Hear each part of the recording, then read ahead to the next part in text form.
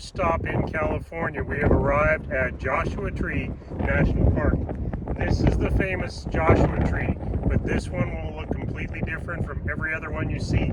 The branches are just so random the way they form. They might have 2, they might have 18. You just never know. Joshua Tree. So the Joshua Tree is not a tree. It's actually a member of the agave family. As you look from one to another of these things with their random branches going every which way, it looks like something out of a Dr. Seuss book, like if Whoville planted a cactus garden or something, that this is what it would look like. We're kind of in a situation again where it's difficult to decide where do you take a picture, where do you get a shot of something that looks interesting. There are so many different formations and sets of rocks together. And there's the arch. We decided to walk through this narrow path to get closer to the arches to see if we can get a better picture.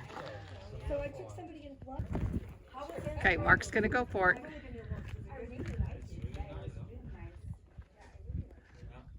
We didn't actually know you could get up there, but he's going all the way here. Yay, awesome. One of the things we've really enjoyed about being in these national parks is the ability to really get into the exhibit per se. It really makes you feel like you're a part of the park and close to nature, for lack of a better description. Experiencing it instead of seeing it. Coming up out of the area around the arches, we're supposed to be heading out to Heart Rock, but I think we may have come, oh no, there's the path. That's happened a lot lately, where we think we're on the right path and we find out we're not on the right path, but it's a really cool look here. As we've been sightseeing here, I keep seeing these holes underneath the plants. So it's highly evident that there is wildlife here. And it makes me think about when I was teaching elementary school. And we used to read a book called One Day in the Life of a Desert. And after being here in Joshua Tree National Park, it really helps me picture that story so much better. What I'm seeing here is just a great match for what was described in that book.